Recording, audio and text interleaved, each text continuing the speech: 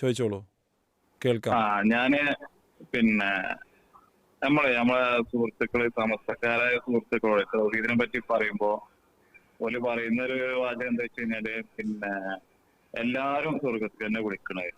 അപ്പൊ എല്ലാം സുന്നിയാണ് ജമാഅത്ത് സ്വർഗത്തിൽ തന്നെ വിളിച്ചു, ആരും നരകത്തേക്ക് വിളിക്കണില്ല. ഇതിലിപ്പോ ഏതാണ് സ്വർഗത്തിലുള്ള കക്ഷിന്ന് ഇപ്പൊ ഞമ്മക്ക് എങ്ങനെ മനസ്സിലാക്കാൻ പറ്റുന്നത് എന്നാണ് പോയി ചോദിക്കുക. ഓക്കെ, എല്ലാവരും വിളിക്കുന്നത് സ്വർഗത്തിലേക്കാണ്. അപ്പോൾ ഇതിൽ ആരാണ് യഥാർത്ഥ സ്വർഗത്ത് പോകുന്നത് എന്ന് നമുക്കറിയില്ല. അതിപ്പോൾ എങ്ങനെയാണ് നമ്മൾ തീരുമാനിക്കുക എന്നുള്ളതാണ്. ആ സംശയത്തിന് വളരെ കൃത്യമായ മറുപടി അഷ്റഫുൽ ഖൽഖ് മുഹമ്മദ് മുസ്തഫ സല്ലല്ലാഹു അലൈഹി വസല്ലം പ്രഖ്യാപിച്ചിട്ടുണ്ട്. സഹാബാക്കൾ നബിയോട് ചോദിച്ചു, ആരാണ് കൃത്യമായിട്ട് സ്വർഗത്ത് പോകുന്നവരാരാണ് എന്ന് ചോദിച്ചു. അതിന് പ്രവാചകൻ നൽകിയ മറുപടി, മാ അന അലൈഹി വ അസ്ഹാബി, ഞാനും എൻ്റെ സഹാബാക്കളും എന്തിൽ നിലനിന്നോ അതിൽ നിലനിൽക്കുന്നവർ എന്നാണ്. ഇപ്പം നമ്മുടെ നാട്ടിൽ നമ്മൾ കാണാറുണ്ട്, ഒരാൾക്ക് അസുഖമുണ്ടായാൽ അതിനൊരു ട്രീറ്റ്മെൻറ്റിൻ്റെ ഭാഗമായി മുട്ടറുക്കുന്ന പരിപാടി. മുട്ടറുക്കുക എന്ന് നിങ്ങൾ കേട്ടിട്ടുണ്ടാകും. അതായത് ഹൈന്ദവ സഹോദരങ്ങളാണത് കൂടുതലും ചെയ്യുന്നത് നമ്മൾ കാണാറുള്ളത്. നാളികേരവും അതുപോലെ തിരിയുമൊക്കെ കത്തിച്ച് അതിനെ ഒരു മരക്കഷ്ണത്തിൽ വെച്ച് 2 കഷ്ണമാക്കി വെട്ടിയാൽ എല്ലാവിധ പ്രശ്നങ്ങളും പരിഹരിക്കപ്പെട്ടു. അതിന് പ്രത്യേക ദിക്റുകളൊക്കെ ചൊല്ലി മുട്ടറുക്കുക. അള്ളാഹുവിൻ്റെ പ്രവാചകനും സഹാബത്തും മുട്ടറുത്തത് ആകാശത്തിൻ്റെ ചുവട്ടിലും ഭൂമിയുടെ മുകളിലുമുള്ള ഏതെങ്കിലും ഒരു രേഖയിൽ ഉണ്ടെങ്കിൽ അത് ചെയ്യണം. അത് ഇല്ല, ചെയ്യുന്നവർക്കും അറിയാം. അതുപോലെ തന്നെ ഹോമമിടുക എന്ന പരിപാടി, ഹോമമിടാൻ പറ്റുമോ പറ്റില്ലേ എന്നതിന് കുണ്ടുതോട് സംവാദ വ്യവസ്ഥയിൽ അത് ഒരു ഭാഗമായിരുന്നു. തൗഹീദി പണ്ഡിതന്മാർ കേരളത്തിൽ തൗഹീദിന് വേണ്ടി പടയോട്ടം നടത്തുമ്പോൾ ആ വിഷയത്തിൽ വാദപ്രതിവാദത്തിന് മറുകക്ഷി വെല്ലുവിളിച്ചപ്പോൾ അതിലെ ഒരു ഭാഗമായിരുന്നു ഹോമമിടൽ. അത് ഇസ്ലാമിൽ പെട്ട കാര്യമാണ്.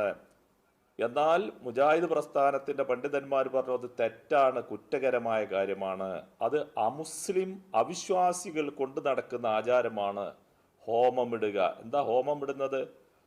അതിന് പല മാർഗങ്ങളുണ്ട്. ഒരു മാർഗം, നമ്മുടെ വിറക് കത്തിക്കുന്ന അടുപ്പിൻ്റെ ഉള്ളിലൊരു കുഴി കുത്തിയിട്ട് അതൊരു പാത്രത്തിൽ എന്തൊക്കെയോ ചെയ്ത് അതിൽ അടച്ചിട്ട് അതിൻ്റെ മുകളിൽ മണ്ണിട്ട് തൂർത്ത് പിന്നെ അതിൻ്റെ മുകളിൽ 40 ദിവസം കെടാതെ തീ കത്തിക്കുക, അതുപോലെയൊക്കെയുള്ള പ്രവർത്തനങ്ങൾ. അത്തരം പ്രവർത്തനങ്ങളൊക്കെ ഇസ്ലാമിൽ പെട്ടതാണ് എന്ന് പറഞ്ഞുകൊണ്ട് സംവാദത്തിന് വന്ന ആളുകളുടെ മുമ്പിൽ അത് ഇസ്ലാമിൽ പെട്ടതല്ല എന്ന് തൗഹീദിന്റെ പണ്ഡിതന്മാർ പറഞ്ഞു. അപ്പൊ ചുരുക്കി പറഞ്ഞാൽ വളരെ എളുപ്പമാണ്. മുട്ടറുക്കാൻ അള്ളാഹുവിന്റെ പ്രവാചകൻ പോയിട്ടുണ്ടോ? ഹോമമിടാൻ അള്ളാഹുവിന്റെ പ്രവാചകൻ പോയിട്ടുണ്ടോ? അതുപോലെ ദിക്റുകൾ ചൊല്ലിക്കൊണ്ട് ശരീരത്തിൽ പീഡനം നടത്തി കത്തി കൊണ്ട് സ്വന്തം ശരീരത്തിൽ കുത്തി മുറിവേൽപ്പിക്കുന്ന പരിപാടി അള്ളാന്റെ ഹബീബ് ചെയ്തിട്ടുണ്ടോ? ഇല്ല. അതുപോലെ 100 കാര്യങ്ങൾ, ഖബറിന്റെ മുകളിൽ പെരകെട്ടി 24 മണിക്കൂറും അതിന്റെ മുകളിൽ കയറിയിരുന്ന് ഖുർആൻ പാരായണം അള്ളാന്റെ റസൂലോ സഹാബത്തോ ചെയ്തോ? ഇങ്ങനെ ഒരുപാട് കാര്യങ്ങൾ നമ്മളിങ്ങനെ എണ്ണി നോക്കിയാൽ ഇതൊന്നും അന്നില്ല എന്ന് ഇതിനു വേണ്ടി തർക്കിക്കുന്ന ആളുകൾക്ക് വരെ ബോധ്യമാണ്. അപ്പൊ അതുകൊണ്ട് ഞാൻ പറഞ്ഞു വരുന്നത്, എല്ലാവരും സ്വർഗത്തിലേക്ക് ക്ഷണിക്കുമ്പോൾ അവരൊക്കെ ചെയ്യുന്നത് അള്ളാഹുവിൻ്റെ റസൂലും സഹാബത്തും ചെയ്തതാണോ അല്ലേ എന്ന് ഉറപ്പുവരുത്തുക. പ്രവാചകൻ ഖൈറുന്നാസി ഖർനി സുമ്മല്ലദീനേലൂനും എന്ന് പറഞ്ഞു. ഉത്തമ കാലക്കാർ എൻ്റെ കാലക്കാരാണ്, പിന്നെ അതിനോടടുത്ത കാലക്കാർ, പിന്നെ അതിനോടടുത്ത കാലക്കാർ. ആ കാലക്കാർ എന്ത് ചെയ്തോ അത് ചെയ്താൽ സ്വർഗത്തിൽ. അവരന്ന് കണ്ണോക്ക് നടത്തിയിട്ടുണ്ടോ? നമ്മളും നടത്തണം. ശാവടിയന്തരം നടത്തിയിട്ടുണ്ടോ? നമ്മളും നടത്തണം. അങ്ങനെ എന്തെല്ലാം നമ്മളും നമ്മളല്ലാത്തവരും തമ്മിൽ തർക്കത്തിലുണ്ടോ അത് മുഴുവനും അക്കാലത്ത് പ്രാവർത്തികമാക്കിയിട്ടുണ്ടെങ്കിൽ നമ്മൾ പ്രാവർത്തികമാക്കണം. എന്നാൽ തൗഹീദി പ്രബോധനത്തിൻ്റെ ആളുകളെ സംബന്ധിച്ചിടത്തോളം നമ്മൾ ഇന്ന് ചെയ്യുന്ന കാര്യങ്ങൾ, വിഷ്ഡം സമിതിയുടെ ആളുകൾ ചെയ്യുന്ന കാര്യങ്ങൾ ഒരു പുള്ളിക്ക് പോലും വ്യത്യാസമില്ലാതെ സലഫിൻ്റെ കാലത്ത് നടന്നതാണ്. നമ്മൾ പറയുന്നതും പ്രവർത്തിക്കുന്നതുമായ എന്തെങ്കിലും ഒരു കാര്യം അത് നബിയോ സഹാബത്തോ ചെയ്യാത്തതാണല്ലോ നിങ്ങൾ ചെയ്യുന്നത് എന്ന് പറഞ്ഞു ഒരാൾക്കും ഈ വിഷ്ഡം സമിതിയുടെ ആദർശത്തെ ഖണ്ഡിക്കാൻ സാധിച്ചിട്ടുമില്ല.